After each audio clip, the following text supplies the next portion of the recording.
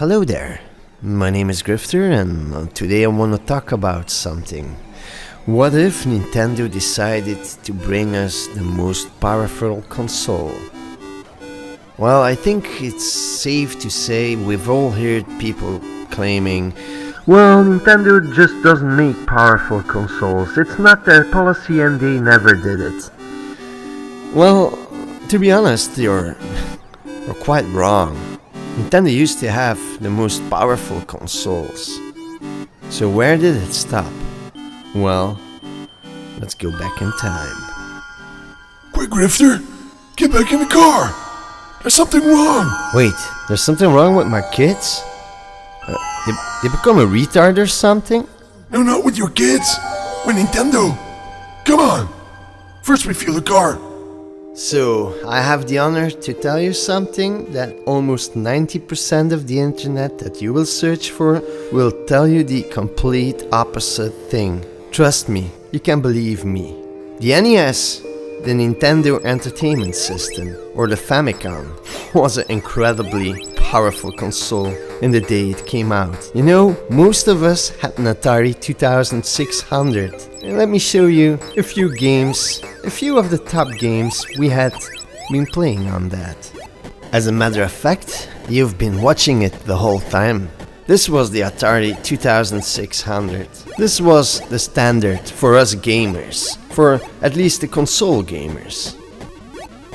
So beginning the 80s, this was about the best you could get at home, at an affordable price. So, and I'll show you, Nintendo even brought out games on other systems. Matter of fact, this is the reason that Nintendo actually made their own console, because they weren't intending to. They were originally just planning to develop games. They weren't planning on making consoles, but well, there were suggestions and gladly Nintendo took it upon them. But maybe I ain't being real fair here. Maybe I should compare the Atari 7800, which has been released in 1986, about 4 years later than the NES.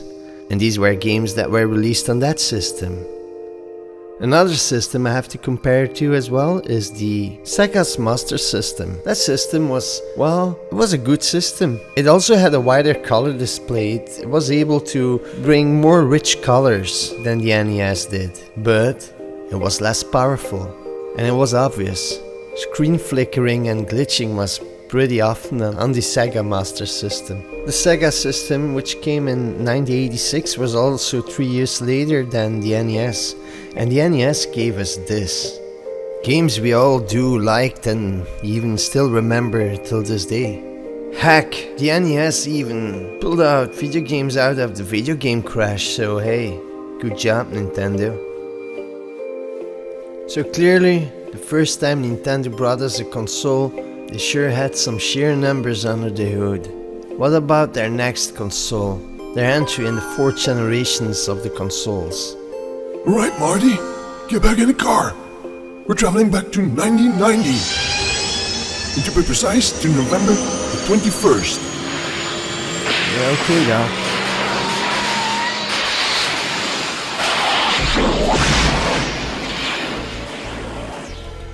In 1990, things weren't different. Also in this era, Nintendo was supreme. They had the most powerful console. So not only did the NES pull the gaming out of the crash, but the SNES was a technological marvel. It had the Super FX chip, it had Mode 7, which allowed the console to rotate the screen in all the directions. It was really a marvelous time. It just blew the competition out of the water. The competition even had to think of hard slogans like Sega does what Nintendo don't. And sure, the Mega Drive, it had his positive things, but the SNES clearly was the winner and clearly was more powerful. Even though maybe it was a little tiny bit slower, it was better on all the other parts. So one of the most powerful consoles in the 4th generations of console gaming? Nintendo.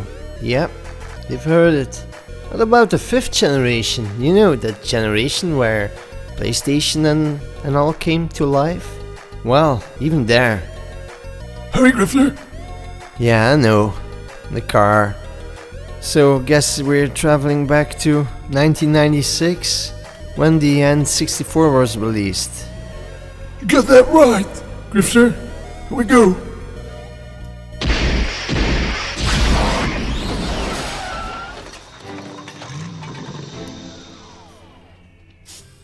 The N64, released in 1996. This was a powerhouse. This was a beast. This was truly a next-gen machine. Sure, the PlayStation was cool. It definitely was cool. And it had nice games. And heck, the Saturn was a great console as well. But it wasn't really powerful. It had great games, but it didn't really have the power. The N64 was made in collaboration with Silicon Graphics.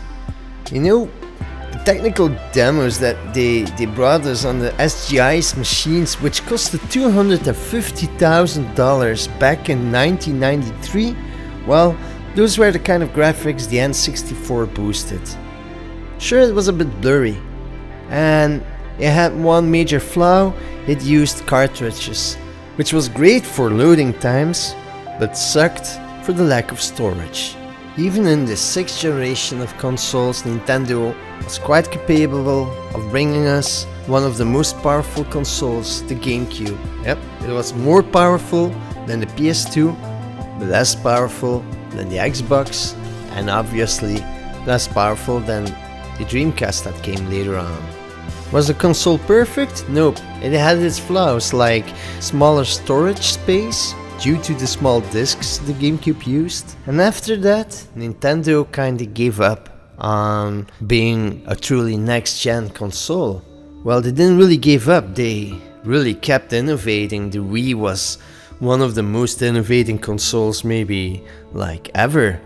What they're doing with the Switch right now is cool as well, and I did like the Wii U as well, but it wasn't truly powerful. So what could happen if they would do that again? And most of all, what could have been the reason why they did stop doing it? Well, maybe the answer ain't so difficult to find. If there is one thing that Nintendo did learn on all the releases they had and all the research and power they tried to provide the console with, is that it didn't really matter in the sales. Even though in all those generations I did mention Nintendo had one of the most powerful consoles, it wasn't equivalent of being the most successful one. And it was like, the more power the console got, the less successful the console became. And obviously this wasn't the real reason why Nintendo sold less consoles, but it did show them that it didn't really matter to have the most powerful console. So business-wise, it wasn't that a bad idea to just stop being the best console. So Nintendo started to focus all their attention on all their games. But how would it be if Nintendo once again chose to really invest in being a truly next-gen console? Well, it would be wonderful. Really. Just got to imagine all those games that we play right now and that we get right now would be provided in 4K, 8K, whatever, how many Ks you want to have, but just imagine it. Just watch this footage. Imagine Pikmin walking around in a scenery like this. Or imagine playing Zelda like that. Especially if you know what Nintendo is capable of making as a game. Imagine when you give those devs unlimited power. I bet amazing things would happen. But in the end, does it really matter? Well, this moment, at this time, Nintendo doesn't really think so. And their Switch just proved it. So who knows what the future might bring. I certainly do hope so that Nintendo once again, one day, will come with an unbelievable machine. Okay, guys and girls, this was it. This is the voice in your head talking now. This is the end of the movie. You can, of course, go check out other movies I did make in the past, or I don't know, maybe you can go do the dishes, or maybe go fish. What about your grandmother? Maybe you should make a visit. Do you have some homework to do?